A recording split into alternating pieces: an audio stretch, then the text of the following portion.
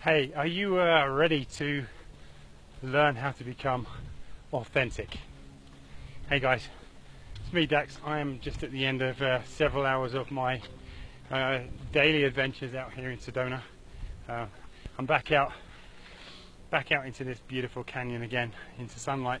Spent the last couple of hours in fair old darkness, and even watching out for bears. There's been a lot of sign of black bear in there, a lot of tracks and trails and scratching and digging and all that kind of stuff. So it's a bit of a relief to get back out here. Certainly not amazingly scared, but certainly once you're in that darkness and you're the only person on the trail for several hours, it does spook you up just a little bit. Anyway, back to my weird statement about teaching you to be authentic. Look, I just mentioned being the only person on the trail, and I pass a person on the trail. Hey, good afternoon. So, about this idea of teaching you to be authentic, what's that all about? Well, it's partly said a little bit tongue-in-cheek, and it's partly said really seriously. See, the word authentic actually has a lot of its word root from the ancient Greek, auto-hentes. It means self-created. To be truly authentic, it means to live life self-created. There aren't things that you have to do, there aren't things that you have to say, there aren't things that you have to be or not do or not say or not be. They're just who you are. And I say just kind of air quotes, because sadly a lot of us have forgotten how to be authentic as we go about in our day-to-day lives. So I just wanted to share with you a little perspective on what I've learned, what I've found to be true about showing up in the world as your authentic self. And I think it comes down to three things. And if you can get these three things dialed in, and you can let go of a lot of the other hype and drama, and let's call it what it is, outright bullshit that you're taught about authenticity, because it's interesting. You listen to many people talk about being authentic, and they suddenly feel it means F-bombing and swearing all over the place. I don't care if you do swear. It makes no difference to me. Or they suddenly think it means, going on the attack and shouting about, all the wrongs in the world and all that kind of thing. Don't really care if that's your approach either. But that's got nothing to do directly with authenticity. You may be being authentic while you do that, but that's not what I believe authenticity is.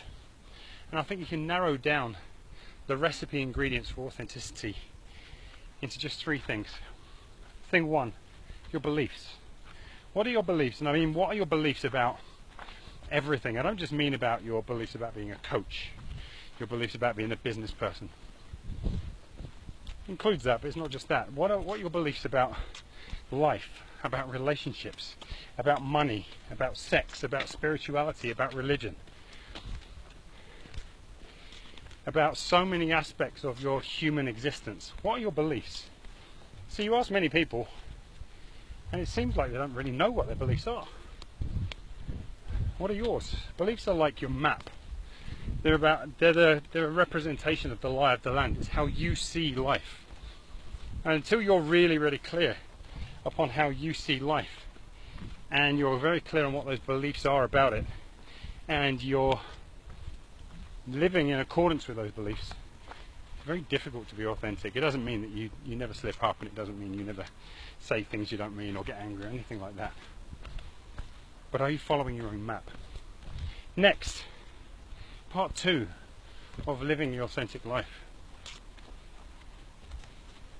Really thirsty. Part two of living the authentic life is getting your compass right. What is your compass? Your compass are your values.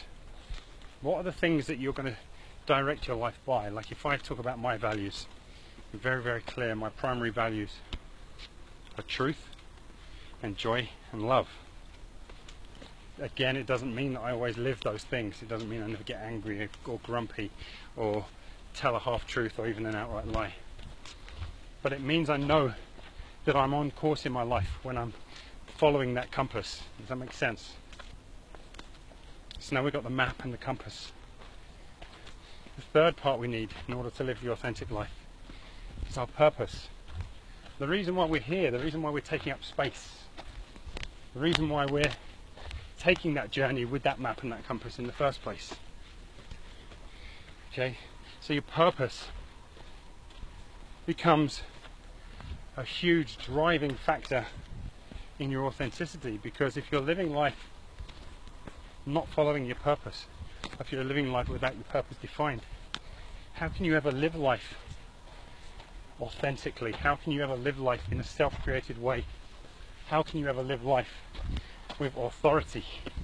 All of those words coming from the same place: self-creation, author, authority, authentic.